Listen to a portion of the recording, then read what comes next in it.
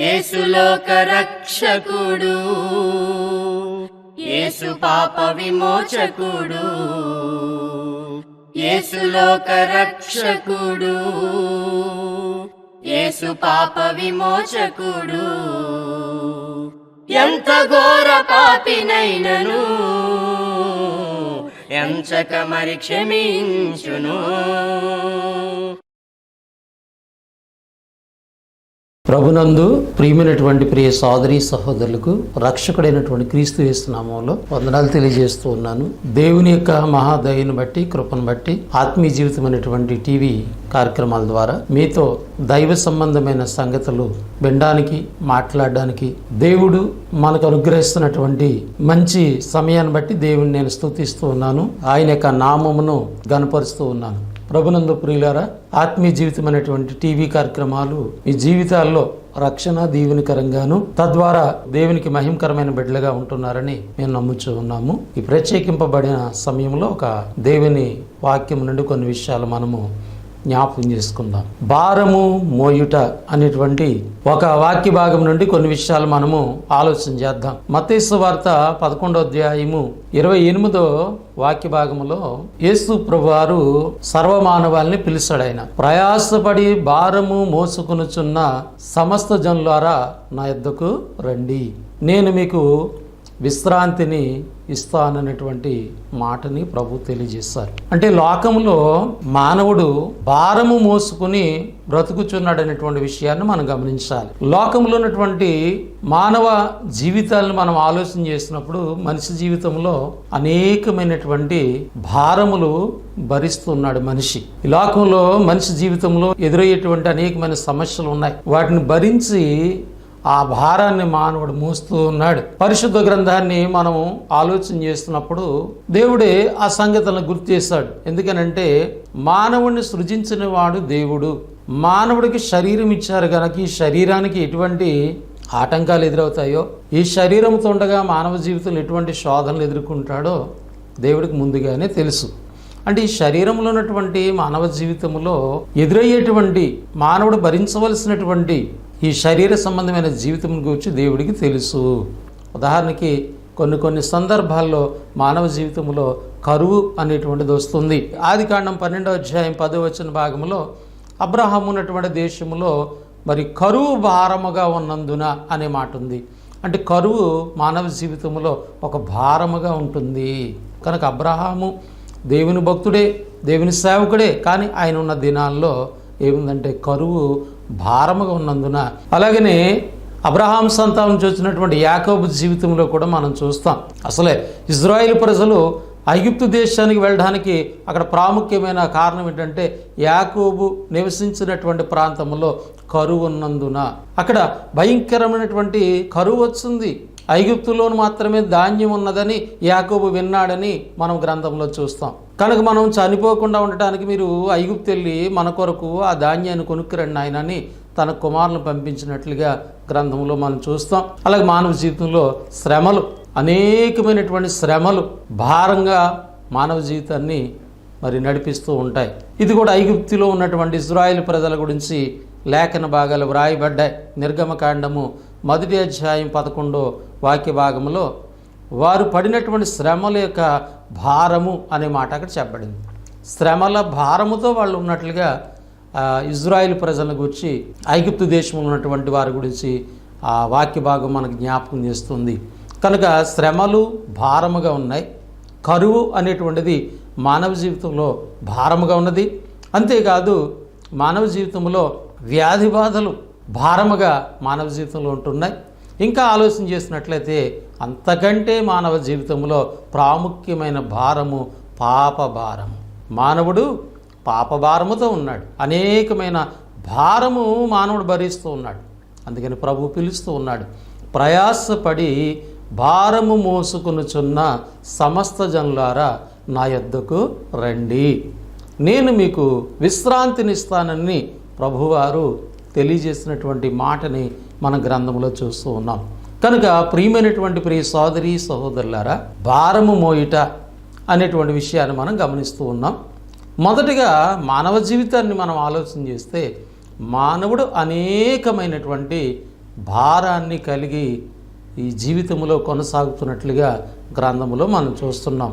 అయితే కరువు లేదా శ్రమలు, వ్యాధిబాధలు ఇంకా అనేకమైనటువంటి భారాలు మానవుడు భరిస్తున్నాడు. కానీ ఈ భారాలతో మానవుడు చనిపోయినా కానీ పెద్ద విషయం కాదు. కానీ అంతకంటే ప్రాముఖ్యమైన భారం ఏంటంటే పాప భారం. ఈ పాప భారం గనక మానవుడు తీసివేసుకోకుండా అదే పాప భారముతో మానవుడు మరణిస్తే మానవుని యొక్క ఆత్మ నరకమునకు వెళ్ళిపోతుంది. కనుక అటువంటి పరిస్థితి మానవ జీవితంలో ఉండకూడదని యేసు ప్రభువారు మనల్ని ప్రేమతో పిలుస్తూ ఉన్నారు. మీ భారాన్ని నా మీద మోపండని దేవుడు తెలియజేస్తున్నాడు. కనుక దేవుడు మరి మానవుని సృజించినటువంటి దేవుడు ఎలాంటి దేవుడు అంటే నిన్ను నన్ను పాపభారములోను లేదా అనేకమైన భారములలో విడిచిపెట్టాలని ఆలోచన కలిగిన వాడు కాదు. అందుకని దేవుడు ఆ భక్తులు దేవుణ్ణి అర్థం చేసుకొని దేవుని గూర్చి అనేకమైన సంగతులు వారు గమనించినట్లుగా దేవుని యొక్క వాక్య భాగాలు మనకి జ్ఞాపకం చేస్తూ ఉన్నాయి. కీర్తన గ్రంథము 55వ అధ్యాయము 22వ వాక్య భాగాన్ని గమనించినట్లయితే నీ భారము యెహోవా మీద మోపుము అనుంది. అంటే ప్రభునందు ప్రియమైనటువంటి వాళ్ళారా, మానవ జీవితంలో అనేకమైన భారాన్ని మానవుడు భరిస్తూ ఉన్నాడు. ప్రభు ప్రేమతో నిన్ను నన్ను పిలిచాడు. దేవుని వాక్యం చెప్తుంది, నీ భారము యెహోవా మీద మోపుము, ఆయనే నిన్ను ఆదుకునే దేవుడు అని దేవుని వాక్యం మనకు జ్ఞాపకం చేస్తున్నట్లుగా గ్రంథములో మనం చూస్తూ ఉన్నాం. అంత మాత్రమే కదా, దావీదు అనే భక్తుడు ఈ సంగతిని బాగా అర్థం చేసుకున్నటువంటి వాడు. కీర్తన గ్రంథము 68వ అధ్యాయము మరి 19వ వచన భాగంలో ఆయన అంటున్నాడు, ప్రభు స్తుతినందునుగాక అనుదినము మా భారము భరించున్నాడు అంటున్నాడు. అంటే దేవుడే మా భారాన్ని భరించేవాడు అని దావీదుకి అర్థమైనట్లుగా వాక్య భాగం నుంచి మనము గమనిస్తున్నాం. కనుక దేవుడు కూడా ప్రేమతో పిలుస్తున్నాడు, నీ భారమును నా మీద మోపమన్నాడు. మరి మానవ జీవితంలో ప్రాముఖ్యమైన భారము పాప భారం. ఈ పాప భారాన్ని ద్వారా మానవుడు మరణిస్తే వాని యొక్క ఆత్మ నరకంలో వేదనకరమైన స్థలంలో ఉంటుంది. కనుక ఆ భారాన్ని భరించడానికి తండ్రి అయిన దేవుడు మనందరినీ ప్రేమించి ఈ లోకానికి యేసుక్రీస్తు వారిని పంపించారు. క్రీస్తు ప్రభు ఈ లోకానికి వచ్చి మనలాంటి శరీరాన్ని ధరించుకుని ఆ శరీరములో మానవుని యొక్క పాప భారమును ఆయన మోసాడు. ఆ పాప భారము కొరకు ఆయన కలువరి సిలువలో ఆయన అనేకమైనటువంటి శ్రమలు పొందారు. ప్రభుని సిలువేశారు. ఆయన ఎంతో భయంకరంగా బాధ పెట్టినటువంటి సంగతులు మనము ఆ సిలువ బలియాగం నుండి మనము గమనిస్తూ ఉంటాం.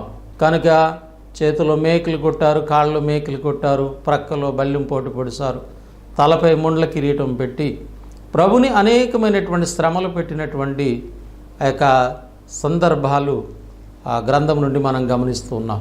ప్రభు నీ కొరకు నా కొరకు, నీ పాప భారము నా పాప భారము ఆయన సిలువలో మోసుకొని మన పాపాల నిమిత్తం ఆయన చనిపోయి సమాధి చేయబడి తిరిగి 3వ దినమున లేచారు. కనుక ఈనాడు సర్వమానవాళి యొక్క పాప భారమును ప్రభు తీసివేశారు. కనుక నీ నా పాపమునకు యేసుక్రీస్తులోనే పాప క్షమాపణ దొరుకుతుంది. కనుక ప్రతి వారు గమనించి నీ యొక్క పాప భారముతో చనిపోతే నీ ఆత్మ నరకానికి వెళ్ళిపోతుంది. కాబట్టి అలాంటి స్థితిలోకి మనం వెళ్ళకుండా నరకము నుండి మనం తప్పించబడాలంటే మన కొరకు చనిపోయి సమాధించబడి తిరిగి లేచినటువంటి ఆ ప్రభు యొక్క రక్తధారలో మనము బాప్తిస్వం ద్వారా కడగబడి పరిశుద్ధులుగా సంఘములో చేర్చబడి దేవుని యందు నమ్మకమైన బిడ్డలుగా జీవించినట్లయితే నీ భౌతికపరమైనటువంటి అనేకమైన సమస్యల నుండి భారములో ఉండి దేవుడు నీకు సహాయం చేస్తాడనేటువంటి సత్యాన్ని దేవుని వాక్యం మనకి ఇక్కడ జ్ఞాపకం చేస్తుంది. కనుక దేవుడు మన భారమును భరించేవాడిగా ఉన్నాడు. యేసుక్రీస్తు వారైతే నీ నా పాప భారమును భరించి మన కొరకు సిలువలైన చనిపోయి తిరిగి లేచారు ప్రియులారా. కనుక రక్షణ సువార్తను ఎవరైతే విని విశ్వసించి వారి మనసులు మార్చుకుని పాప క్షమాపణ కొరకు క్రీస్తులో బాప్తిసం పొందుతున్నారో వారు రక్షింపబడతారని దేవుని వాక్యం ద్వారా మనం గమనిస్తూ ఉన్నాం. కనుక ప్రయాసపడి భారము మోసుకునుచున్న సమస్త జనులారా నా యొద్దకు రండి అని ప్రభు పిలుపుని మీరు గమనించాలని ప్రేమతో మనం చేస్తూ ఉన్నాను. అయితే ఈ సమయంలో మనము భారము మోయుట అనేటువంటి సంగతిని ఆలోచన చేస్తూ ఉన్నాం. మొదటిగా మానవుడు ఎలాంటి భారాన్ని కలిగి ఉన్నాడో కొన్ని మాటలు గమనించాం. రెండవదిగా దేవుడు నా భారం భరించడానికి ఇష్టపడుతున్నాడు, ఆయన మీద మోపమని పిలుస్తూ ఉన్నాడు. సాక్షాత్తు యేసు ప్రభునే ఈ లోకమునకు దేవుడు పంపించి మన పాప భారమును ఆయన మీద మోపి ఆ పాప భారమునకు శిక్షని ప్రభు శిలువలో పొందారు. కనుక ఈ సమయంలో క్రీస్తు రక్తంలో కడగబడి సంఘములో చేర్చబడినటువంటి నీవు నేను మరి ఏ భారాన్ని మనము మోయాలని దేవుడు ఆశిస్తున్నాడనేటువంటి సంగతులు మనము పరిశుద్ధ గ్రంథము నుంచి ఆలోచన చేద్దాం. ప్రభునందు ప్రియులారా, క్రీస్తు నీ భారాన్ని పాప భారాన్ని మోసాడు. మరి నువ్వు క్రీస్తు కొరకు ఏ భారమును మోయాలి అనేటువంటిది ఈ సమయంలో దేవుని వాక్యం ద్వారా కొన్ని విషయాలు మనము ఆలోచన చేద్దాం. మొదటి మాటగా అపోస్తుడైనటువంటి పౌలు క్రైస్తవ జీవితంలో ఏ భారాన్ని వాళ్ళు కలిగి ఉన్నారనేటువంటి విషయాన్ని ఆయన జ్ఞాపకం చేశారు. కొరింథీయులకు రాసిన మొదటి పత్రిక 9వ అధ్యాయం 16వ వచన భాగంలో ఉన్నటువంటి ఒక మాటని గమనించినట్లయితే ఈ సంగతిని మనం గమనిద్దాం. నేను సువార్తను ప్రకటించుచున్నను, నాకు అతిశయ కారణము లేదు. సువార్త ప్రకటించవలసిన భారము నా మీద మోపబడి ఉన్నది. ప్రభునందు ప్రియులారా, అపోస్తుడైనటువంటి పౌలు గారి ద్వారా జ్ఞాపకం చేయబడుతున్న మాటని మనం గమనించినట్లయితే ఆయన అంటున్నాడు, సువార్త ప్రకటించవలసిన భారము నా మీద మోపబడి ఉన్నది. పౌలు గారి మీద ఏ భారం మోపబడి ఉన్నది? సువార్త భారము. ఎందుకని? మానవులు పాప భారంతో ఉన్నారు. ఆ పాప భారాన్ని వాళ్ళు తీసివేసుకోవాలంటే యేసుక్రీస్తును గూర్చినటువంటి రక్షణ సువార్తను విని వారు పాపములు ఒప్పుకుని బాప్తిసం పొందడం ద్వారా వాళ్ళ పాప భారము తీసివేయబడుతుంది. కనుక మానవాళికి చాలా ప్రాముఖ్యమైనది సువార్తను అందించాలి. కనుక యేసు ప్రభునందున్నటువంటి పౌలు గారికి అర్థమైన విషయం ఏంటంటే, క్రీస్తు నా కొరకు భారాన్ని భరించాడు, నా పాప భారాన్ని భరించి ఆయన సిలువలో చనిపోయి సమాధిపడి తిరిగి లేచి నా పాప భారం తీసివేశాడు. కాబట్టి ఈనాడు నేను ఆ సిలువ మరణం కూర్చున్నటువంటి రక్షణ సువార్త భారాన్ని నేను కలిగి ఉన్నాను. ఆ భారము నా మీద మోపబడి ఉన్నది. అపోస్తుడైనటువంటి పౌలు మరి అనేకమైనటువంటి పత్రికలు ఆయన రాశాడు. అనేకమైన సందర్భాల్లో ఆయన ప్రభునందున్న బిడ్డలకి, క్రైస్తవులకి తెలియజేశాడు, నేను క్రీస్తును పోలి నడుచుకున్న ప్రకారము మీరు నన్ను పోలి నడుచుకోండి అన్నాడు. కనుక పౌలు ఒక మాదిరికరమైన జీవితాన్ని క్రైస్తవ జీవితంలో అందిస్తూ ఉన్నాడు. కనుక ఇక్కడ మనం గమనించినట్లయితే ఆయన అంటున్నాడు, సువార్త భారము నా మీద మోపబడి ఉన్నది. ఒక పౌలు మీదే సువార్త భారము మోపబడి ఉన్నదా? సంఘములో ఉన్నటువంటి ప్రతి ఒక్క బిడ్డ మీద ఈ సువార్త భారము ఉన్నది. దేవుని దగ్గరికి వచ్చి నీకున్న ప్రతి భారమును చెప్తా, అయ్యా నేను కరువు భారంలో ఉన్నాను, లేదా వ్యాధి బాధల భారంలో ఉన్నాను, శ్రమల భారంలో ఉన్నానని ప్రభుతో చెప్తున్నావు. ఆయన అంటున్నాడు, నీ భారం నా మీద మోపమంటున్నాడు. పాప భారాన్ని తీసివేశాడు, ఈ భారాలను ఆయన మీద మోపుతున్నాను. కానీ మరి ఆయనక నీ మీద నా మీద ఏ భారము మోపుచున్నాడనే సత్యాన్ని గుర్తించాలి. కనుక పౌలు గుర్తించాడు. ఆయన అంటున్నాడు, సువార్త భారము నా మీద మోపబడి ఉన్నది. కనుక ఈ యొక్క భారాన్ని నీవు నేను కలిగి ఉన్నామా? సువార్త కొరకు మనం ప్రయాసపడుతున్నామా? యేసుక్రీస్తులో ఉన్నటువంటి రక్షణ, ఆ సువార్తను మరి అనేక మందికి మనము ప్రకటించగలుగుతున్నామా? తెలియజేయగలుగుతున్నామా? సువార్త ప్రకటించడానికి అనేకమైనటువంటి మార్గాలు దేవుడు అనుగ్రహించాడు. సంఘము ద్వారా సువార్తను ప్రకటించాలి, లేదా వ్యక్తిగతంగా నీవు సంఘము ద్వారా పంపబడి సువార్తను చేయాలి, లేదా సంఘము చేస్తున్నటువంటి సువార్త పనిని ప్రోత్సహించాలి. కనుక ఖచ్చితంగా క్రైస్తవ జీవితంలో ప్రతి వ్యక్తి మీద సువార్త భారము మోపబడి ఉన్నది. కానీ ఈ సువార్త భారాన్ని మనము భరించాలి. భరించి సువార్త కొరకు మనము ప్రయాసపడవలసినటువంటి వారుగా ఉన్నామనే సత్యాన్ని లేఖనాలు తెలియజేస్తున్నాయి. కనుక అపోస్తులకి చాలా ప్రాముఖ్యమైన ఆజ్ఞగా ఇది చెప్పబడింది. క్రైస్తవులకి ఈ ఆజ్ఞ అనుగ్రహించబడిందని మనం గుర్తించాలి. ఆయన యేసు ప్రభువారు పరలోకం వెళ్ళే ముందుగా అపోస్తులకు మరొకసారి కనపడి, పరలోకమందును భూమి మీదను నాకు సర్వాధికారం ఇవ్వబడి ఉన్నది, కనుక మీరు సర్వలోకంకి వెళ్ళి సర్వ సృష్టికి సువార్తను ప్రకటించండి, నమ్మి బాప్తిస్మం పొందిన వాడు రక్షింపబడి నమ్మని వానికి శిక్ష విధింపబడుతుంది. కాబట్టి ఎవరైతే నమ్ముతున్నారో వాళ్ళకి తండ్రి యొక్క, కుమారుని యొక్క పరిశుద్ధాత్మ నామంలో పాప క్షమాపణ కొరకు బాప్తిస్మం ఇచ్చి, నేను వచ్చే వరకు మీరు ఏ సంగతులు గైగోవాలని చెప్పానో వాటిని గైగుణమని వారితో చెప్పండి అని యేసుప్రభువారు బోధించినటువంటి సంగతులు మనం గ్రంథంలో చూస్తూ ఉన్నాం. కనుక సువార్త భారము అనేటువంటిది ప్రతి క్రైస్తవుని మీద మోపబడి ఉన్నదనేటువంటి సత్యాన్ని మనము గ్రంథము ద్వారా గమనించాలి. నీ మీద, నా మీద, ప్రభునందున్నటువంటి బిడ్డలుగా, సంఘములో ఉన్నటువంటి బిడ్డగా నీకు నాకు దేవుడు మోపినటువంటి భారం ఏంటంటే సువార్త భారం. ఈ భారాన్ని మనము భరిస్తున్నామా? ఈ భారాన్ని మనము అనేక మందికి ఈ సువార్తను ప్రకటిస్తున్నామా లేదా ఆలోచన చేయాలి. ప్రభునందు ప్రియులారా, రెండవదిగా మనం గమనించినట్లయితే కొరింథీయులకు రాసినటువంటి 2వ పత్రిక 11వ అధ్యాయము 28వ వాక్య భాగములో ఈ మాటని గమనించినట్లయితే, ఆయన ఈ 28వ వచనాలకు ముందున్నటువంటి వచనాలను మనం గమనించినట్లయితే, అంటే 2 కొరింథీ 11వ అధ్యాయం 23 నుంచి 27 వచనాలు ఉన్న భావాన్ని చూస్తున్నప్పుడు సువార్త కొరకు ఆయన ఎంత శ్రమపడ్డాడో, ఎంత భారాన్ని కలిగి ఉన్నాడో అవన్నీ కూడా భరించి, ఆ శ్రమలన్నీ భరించి సువార్త పని చేశాను అని 27 వరకు ఆయన తెలియజేశాడు. ఇప్పుడు 28వ వచ్చిన భాగంలో ఏం చెప్తున్నాడంటే ఆయన, ఇవియుగాక సంఘములన్నిటిని కూర్చొని చింత కలదు, ఈ భారము దినదినము నాకు కలుగుచున్నది అంటున్నాడు. ఇది సువార్త భారమే కాకుండా ఆ సువార్త కొరకు నేను అనేకమైన శ్రమలు అనిపించాను, అనేకమైన ఇబ్బందులు ఎదుర్కొన్నాను. ఎవరి వల్ల? యూదుల వల్ల, అన్యజనుల వల్ల, దొంగల వల్ల, ఆఖరికి సంఘంలో ఉన్న వారి వల్ల కూడా నేను అనేకమైన బాధలు అనుభవించానని చెప్తూ, ఇవన్నీయుగాక మరొక భారం ఏంటంటే సంఘములన్నిటిని గూర్చిన బాధ, భారము. ఏంటి ఆయనకి ఆ భారం ఏంటి? సంఘములని భారాన్ని ఎందుకు కలిగి ఉన్నాడు? సంఘమును గూర్చి మరి పౌలు ఎంతో స్పష్టంగా అర్థం చేసుకున్నటువంటి వాడు.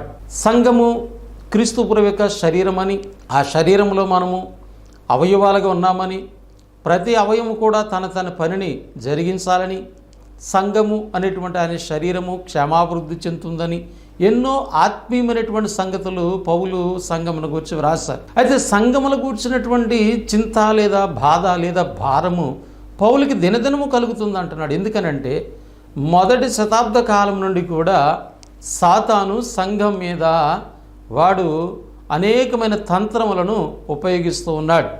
అందుకే పౌలు ఒక సందర్భంలో కొరింథీ సంఘానికి వ్రాసి చెప్తాడు, సాతాను తంత్రములను ఎరగని వారము కాము. కాబట్టి సాతాను అనేకమైన తంత్రాలు ఉపయోగించి సంఘమును పాడు చేస్తున్నాడు వాడు. కనుక ఈ భారము నాకు దినదినం ఉంది అని ఆయన జ్ఞాపకం చేస్తూ ఉన్నాడు. కొరింథీయులకు రాసిన 2వ పత్రిక 11వ అధ్యాయం 2-3 వచ్చిన భాగములను మనం గమనిద్దాం. దేవాశక్తితో మీ ఎడల ఆసక్తి కలిగి ఉన్నాను, ఎందుకనగా పవిత్రురాలైన కన్యకునుగా, అనగా ఒక్కడే పురుషునికి అనగా క్రీస్తుకు సమర్పింపవలనని మిమ్మల్ని ప్రదానము చేసేతను గాని, సర్పము తన కుయుక్తి చేత అవ్వను మోసపరిచినట్లు మీ మనసులను చెరపబడి క్రీస్తు ఎడలనున్న సరళత నుండి పవిత్రత నుండి ఎట్లని తొలగిపోవునేమని భయపడుచున్నాను. ఆయన భారం ఏంటి? ఆయన బాధ ఏంటి? సంఘమును గూర్చి క్రీస్తుకే మిమ్మల్ని సమర్పించాలని ప్రదానము చేసేతని కానీ, ఒక్కడే సంఘానికి శిరస్సు ఆయన. సంఘము వధువుగా చెప్పబడింది, క్రీస్తు వరుడుగా చెప్పబడ్డాడు. ఆ వరుడైన క్రీస్తుకే మిమ్మల్ని సమర్పింపవలనని ప్రదానము చేసేతని కానీ, మరి ఏంటి బాధ ఏంటి? సంఘములన్నింటిని కూర్చున్న భారం ఏంటి ఆయనకి? ప్రభు సంఘాలని అప్పటికే సాతాను అలజడి చేస్తున్నాడు. అవ్వను మోసపరిచినట్లుగా. సాతాను ఎవరిని మోసపరిచారు? మొదటిగాని భూమి మీద ఏదైనా తోటలో దేవుడు ఏదైనా తోట వేసి అందులో ఆదాముని అవ్వని కూడా అక్కడ ఉంచినప్పుడు అవ్వమ్మని మోసపరిచింది. అలాగే అవ్వను మోసపరిచినట్లుగా మిమ్మును కూడా, అంటే సంఘంలో మిమ్మును కూడా వాడు మోసం చేస్తాడు. ఎలా చేస్తున్నాడు? మీలో ఉన్నటువంటి పరిశుద్ధతను పోగొడుతున్నాడు. ప్రభునందు ప్రియులారా గమనించాలి. సంఘములో ఉన్నటువంటి పిల్లలు సంఘములో పరిశుద్ధతను కొనసాగించుకోవలసినటువంటి అవసరం ఉంది, పవిత్రతను కాపాడుకోవాల్సిన అవసరం ఉంది. క్రీస్తు ఎడల ఉన్నటువంటి సరళత నుండి తొలగిపోయే అవకాశం ఉంది. దేవుని తోటలో ఉన్నటువంటి ఆదాము అవ్వని ఏ విధంగా వాళ్ళకి పరిశుద్ధత నుండి పవిత్రతను పోగొట్టి అపరాధులుగా చేశాడు, అట్లనే సంఘంలో ఉన్నటువంటి నిన్ను నన్ను కూడా వాడు మోసం చేస్తాడు. కనుక సంఘములన్నిటిని కూర్చున్నటువంటి చింత, అంటే సంఘములన్నీ అంటే క్రీస్తు సంఘములు కూర్చున్నటువంటి చింత పౌలుకి చాలా ఆ భారాన్ని కలిగి ఉన్నాడండి. ఎందుకంటే ఈనాడు సంఘములో పరిశుద్ధతను కొనసాగించుకోవట్లేదు, చాలామంది పవిత్రతను కొనసాగించుకోవట్లేదు. క్రీస్తుకి మనకున్నటువంటి పవిత్రమైనటువంటి బాంధవ్యాన్ని చాలామంది గుర్తించట్లేదు. సంఘం అంటే మానవుని యొక్క ఆలోచన ప్రకారంగా చేస్తున్నారు. మానవుడే అధికారిగా ఉంటున్నాడు సంఘం మీద. సంఘానికి శిరస్సు అనగా అధికారం క్రీస్తు ప్రభువే.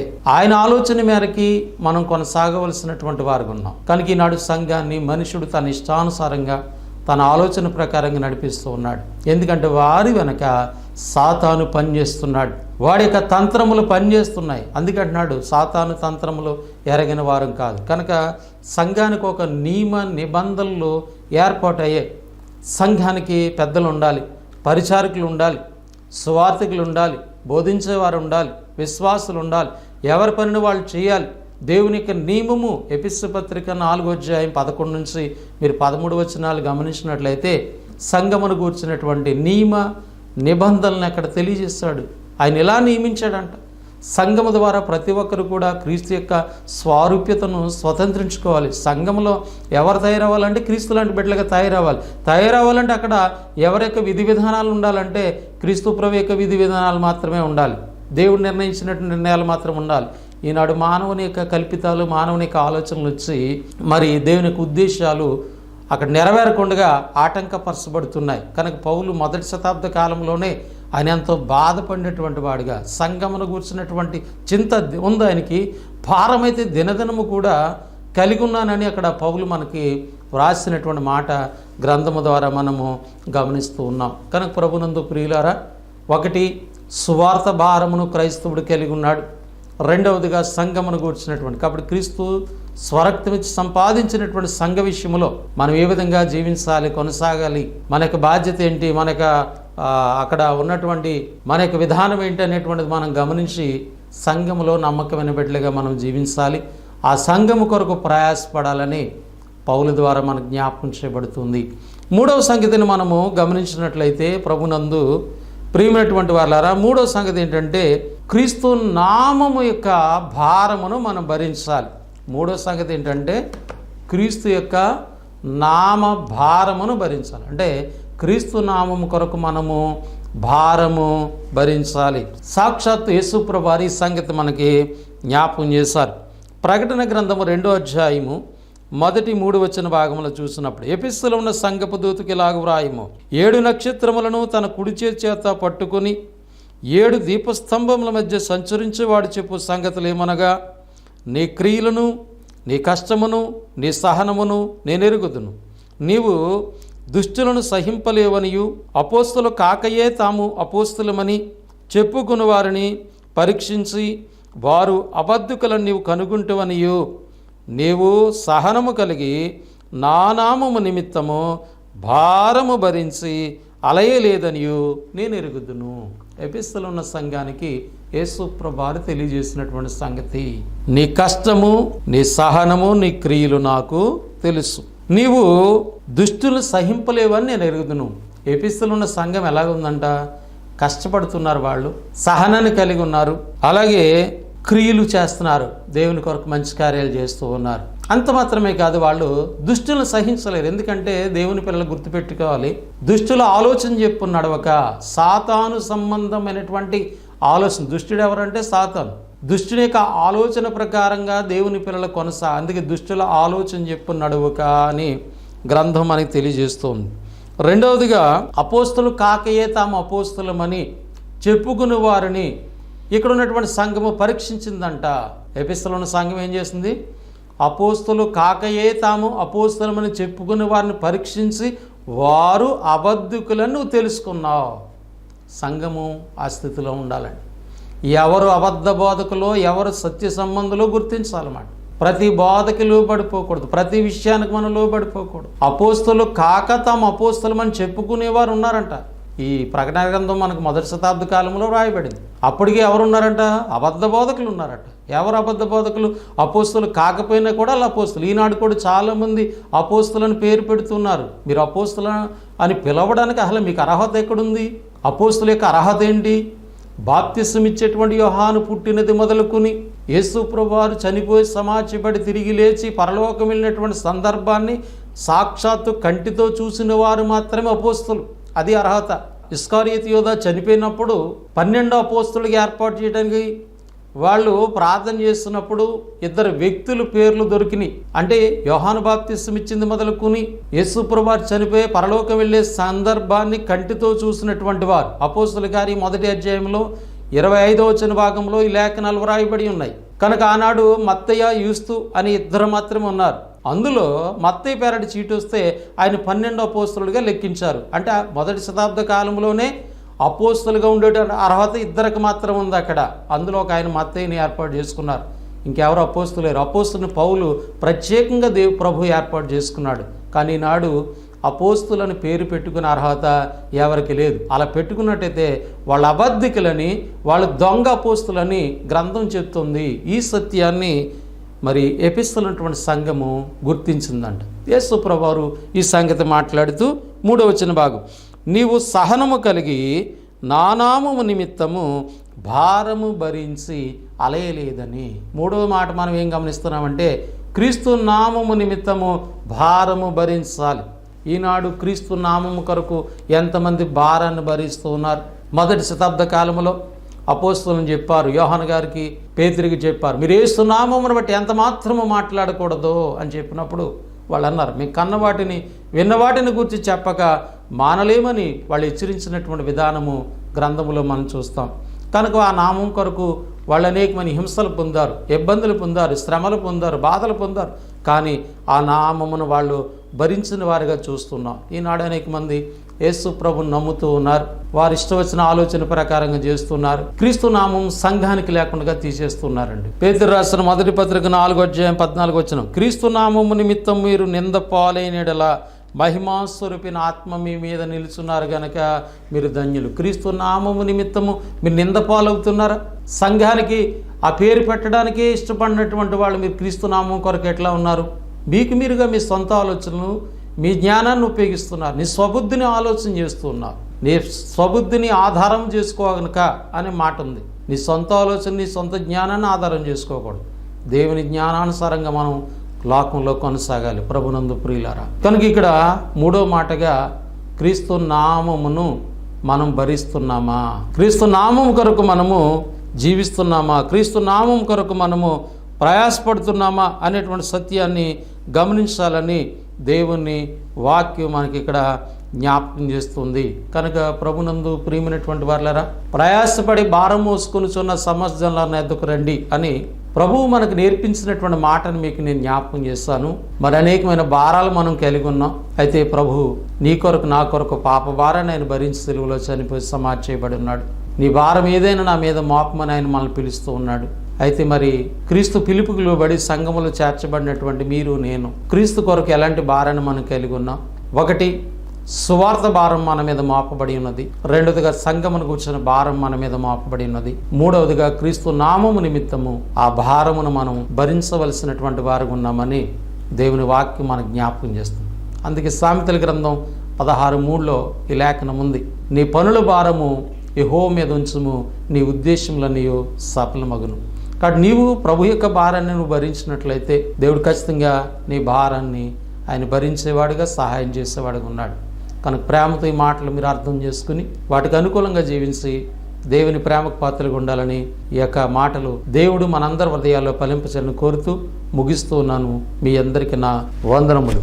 దేవుడు మిమ్మల్ని, మీ కుటుంబాన్ని దీవించి ఆశీర్వదించును గాక. ఆమేన్.